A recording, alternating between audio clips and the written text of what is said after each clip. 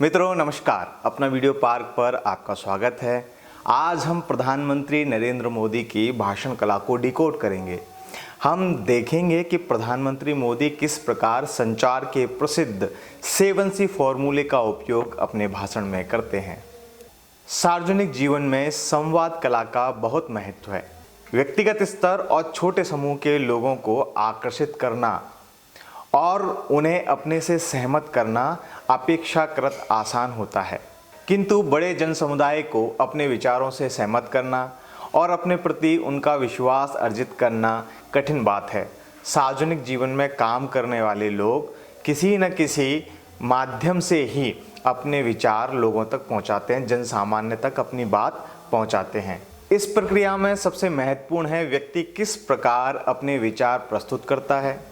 आवश्यक है कि वह जिस रूप में सोच रहा है वह बात उसी रूप में जनता के बीच में पहुंचे।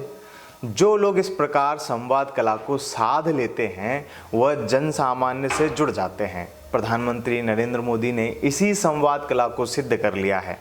वह असाधारण वक्ता और प्रभावी संचारक हैं। प्रधानमंत्री मोदी संचार के 7C सिद्धांत को जीते हैं। संचार के विशेषज्ञ फ्रांसिस वेडजिन ने बताया कि 7C के सिद्धांत का उपयोग कर संचारक बहुत ही सरलता और प्रभावी ढंग से जनमानस के मस्तिष्क में अपनी बात यानी अपना संदेश पहुंचा सकते हैं। इस सिद्धांत की 7Cs यानी स्पष्टता, क्लैरिटी, संदर्भ, कॉन्टेक्स्ट, कंटिन्यूटी यानी निरंतरता, क्रेडिबिलिटी यानी विश्वसनीयता, कंटेंट यानी विषय वस्तु, चैनल यानी माध्यम और कंप्लीटनेस यानी पूर्णता। प्रधानमंत्री मोदी के भाषण में ये 7C झलकते हैं। प्रधानमंत्री मोदी जो संदेश देना चाहते हैं समाज तक संदेश स्पष्ट रूप से पहुंचता है। वह अपनी बात को संदर्भ के साथ प्रस्तुत करते हैं। इससे लोगों को उनके संदेश को समझने में आसानी होती है और उसमें रुचि भी जागृत होती है। वह अपनी बात को निरंतरता और पूर्णता के साथ कहते हैं। किस तरह की बात करने के लिए कौन सा माध्यम उपयुक्त है यह भी भली प्रकार जानते हैं। युवाओं के साथ संवाद करना है तो वे नवीनतम तकनीक का उपयोग करते हैं। सोशल मीडिया के सभी मंचों और नमो ऐप के माध्यम से वह तकनीक के साथ जीने वाली नई पीढ़ी से संवाद करते हैं। तो इस पीढ़ी को मोदी अपने निकट नजर आते हैं और सुदूर क्षेत्रों में संवाद करना हो तो रेडियो को चुनते हैं। हिंदी क्षेत्रों में क्षेत्रीय भाषा में अपने भाषण की शुरुआत करके वहां उपस्थित जनता का अभिवादन करके वो उनका दिल जीत लेते हैं। यही कारण है कि उनको चाहने वाले लोग गुजरात और उत्तर भारत में ही नहीं वरन भारत के सुदूर क्षेत्रों में भी समान अनुपात में पाए जाते हैं। कुल मिलाकर के हम कह सकते हैं कि प्रधानमंत्री मोदी किसी कुशल संचारक की तरह प्रभावी संचार के सभी तत्वों का ध्यान रख करके जनसंवाद करते हैं। प्रधानमंत्री नरेंद्र मोदी की यात्रा को नज़दीक से देखते हैं तो हमें ध्यान आता है कि आज वे जिस शिखर पर हैं वहां पहुंचने में उनकी संवाद शैली की बहुत महत्वपूर्ण भूमिका रही है। भारतीय राजनीति को लंबे समय बाद एक ऐसा राजनेता मिला है जिसके संबोधन की प्रतीक्षा समूचे देश को रहती है। लाल किले की प्राचीर से दिए जाने वाले भाषण अब औपचारिक नहीं रह गए, वह एक विशेष वर्ग तक भी सीमित नहीं रह गए। वे देश की जनसामान्य तक बात पहुंचती है उन भाषणों से। प्रधानमंत्री नरेंद्र मोदी जब बोलते हैं तो भारत ही नहीं दुनिया के भी कान उस बात पर लगे रहते हैं। मोदी जी को चाहने वाले ही नहीं अपितु उनकी आलोचना करने वाले भी उन्हें अत्यंत ही ध्यानपूर्वक सुनते हैं। प्रधानमंत्री नरेंद्र मोदी की संवाद शैली का असर है कि रेडियो फिर से जनमाध्यम बन गया है। प्रधानमंत्री मोदी के मन की बात को सुनने के लिए गांव शहर में चौपाल लगती है। वह जब विदेश में जाते हैं तो प्रवासी भारतीय उनको सुनने के लिए आतुर हो जाते हैं। विदेशों में भारतीय राजनेता को सुनने के लिए इतनी भीड़ कभी नहीं देखी गई। दरअसल उन्हें यह अच्छे से ज्ञात है कि कब, कहां और किसके बीच अपनी बात को कैसे कहना है। यदि हम यह मान भी लें कि राजनेता सभाओं में भीड़ जुटाना एक प्रकार का प्रबंधन है, फिर भी अब वह दौर नहीं रह गया जब आम आदमी हेलीकॉप्टर देखने के आकर्षण में सभा स्थल तक पहुंच जाता था। उस समय अपने प्रिय नेता को देखने के लिए संचार के अत्यधिक माध्यम भी नहीं थे, जबकि आज तो हर समय राजनेता की छवि हमारे सामने उपस्थित रहती है। दूसरी बात यह है कि सभा स्थल की अपेक्षा घर में बैठकर अधिक आराम और अच्छे से अपने प्रिय नेता को टेलीविज़न पर सीधे प्रसारण में सुना और देखा जा सकता है। ऐसे समय में भी प्रधानमंत्री नरेंद्र मोदी को प्रत्यक्ष सुनने के लिए जनता जुटती है तो यह अपने आप में आश्चर्य और शोध अध्ययन का विषय बनता है। यह उनकी असाधारण भाषण कला का जादू है जो लोग खिंचे चले आते हैं। वे अपनी इस कला से श्रोताओं को मंत्रमुग्ध करना जानते हैं। वह जानते हैं कि आज के युवाओं को किस तरह की भाषा सुनना पसंद है। हिंदी प्रेमी होने के बाद भी वे अपने भाषण में कुछ बात की तुकबंदी अंग्रेजी के शब्दों की करते हैं। वह तुकबंदी तेज़ी से लोगों की जुबान पर चढ़ जाती है जैसा कि वह चाहते थे।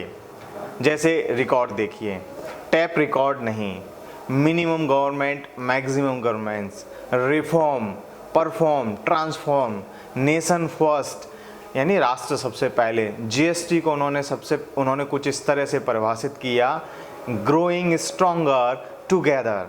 ये जो शब्द, ये जो टर्मिनोलॉजी है, ये सब लोगों की जुबान पर चढ़ गए।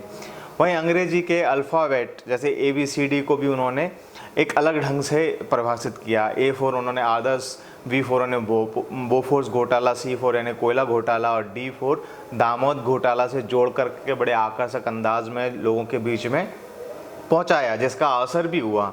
और जो वो एक नया UPI से पेमेंट करने का एक अद्भुत क्रांतिकारी निर्णय सरकार ने किया, उसका एक एप्लीकेशन, भीम एप्लीकेशन जब वो लेकर के आए तो उन्होंने इस एप्लीकेशन को डॉक्टर भीमराव अंबेडकर से भी जोड़ दिया। उनका दिया गया नारा सबका साथ सबका विकास और अच्छे दिन आज भी चर्चा में और बहस के केंद्र में रहते हैं। अपने राजनीतिक विरोधियों पर जोरदार और असरदार हमला बोलने के लिए वह कैसे आकर्षक शब्द गढ़ते हैं, उसका एक उदाहरण स्कैम भी है। उत्तर प्रदेश के चुनाव के दौरान प्रधानमंत्री मोदी ने मेरठ की एक रैली में स्कैम का नया अर्थ बताया था। उन्होंने S for Samajwadi, C for Congress और A फॉर अखिलेश और M फॉर मायावती, ऐसा उन्होंने इसको स्पष्ट किया। उसके कारण से ये चीज़ जो है लोगों की जुबान पर चढ़ गई और परिणाम उनके पक्ष में आया। उनके इस प्रकार के प्रयोगों के बाद उनके विरोधी भी उनका अनुसरण करने लगे हैं। कांग्रेस के नेता राहुल गांधी भी आजकल प्रभावी संवाद के लिए उनकी शैली का अनुकरण करते हैं थोड़ा बहुत। गुजरात चुनाव के दौरान उन्होंने भी GST को एक अपने स्वरूप में परिभाषिट करने के प्रयास किया था। उन्होंने GST को Gabbar Singh tax, G for Gabbar, S for Singh और T फॉर टैक्स यानी गब्बर सिंह टैक्स बताने की कोशिश की थी। हालांकि वो प्रधानमंत्री मोदी की तरह इस प्रयोग का लाभ राहुल गांधी जी को नहीं मिला, बल्कि उन्हें कुछ हद तक गुजरात के चुनाव में इसका नुकसान ही उठाना पड़ा था। इस तरह के प्रयोगों से प्रधानमंत्री मोदी अपने संदेश को प्रभावी और स्थायी तौर पर लोगों के बीच पहुंचाने में सफल होते हैं। इससे भाषण में एक प्रकार की रुचि भी जागती है, इसलिए ही उनका भाषण लोगों के दिलो दिमाग में उतर जाता है और जन सामान्य में चर्चा का विषय बनता है। वाक्पटुता में उनका कोई मुकाबला नहीं। अपने विरोधियों के आरोपों और अमर्यादित शब्दों को भी वे अपने हित में उपयोग कर लेते हैं। वे स्वयं स्वीकारते हैं कि विरोधियों के फेंके पत्थर से उन्होंने अपने लिए पहाड़ बना लिया है। गुजरात चुनाव प्रचार के दौरान कांग्रेस के वरिष्ठ नेता मणिशंकर अय्यर जब उनके लिए सीधे सीधे नीच शब्द का उपयोग किया था तो उसकी क्षतिपूर्ति कांग्रेस ने गुजरात के चुनावों में पराजय से चुकाई थी। प्रधानमंत्री नरेंद्र मोदी के भाषण देश की जनता के बीच विश्वास का एक वातावरण बनाते हैं। वह आह्वान करते हैं और देश की जनता उसका अनुसरण करने निकल पड़ती है। प्रधानमंत्री मोदी की वाणी का जादू है कि देश के निश्चल नागरिकों के अंतर्मन में स्वच्छता के प्रति आंदोलन का भाव प्रकट हो जाता है। छोटे बच्चे से लेकर बुजुर्ग तक सब स्वच्छाग्रही बन जाते हैं। मोदी जी के कहने पर लाखों लोगों ने गैस की सब्सिडी छोड़ दी। देश उनके कहने पर अंतर्राष्ट्रीय योग दिवस को किसी बड़े धार्मिक राष्ट्रीय उत्सव की तरह मनाता है। कोविड काल का भी हमको ध्यान है।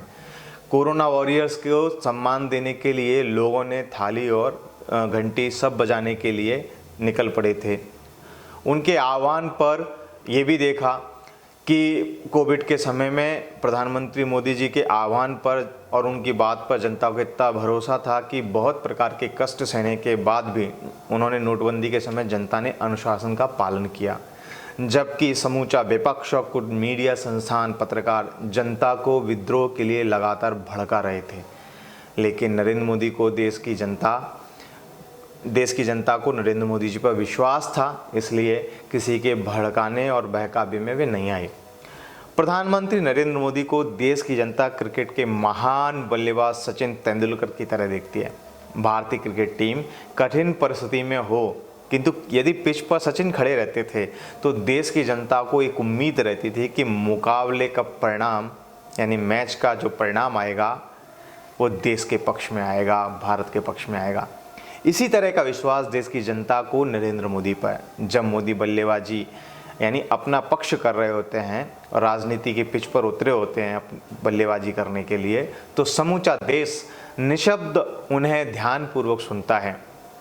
इस समय देश में वे इकलौते नेता हैं जिनके भाषणों का ज़्यादातर समाचार चैनल सीधा प्रसारण करते हैं, चाहे वह भाषण देश के किसी भी हिस्से में दिया जा रहा हो या फिर विदेशी ज़मीन से।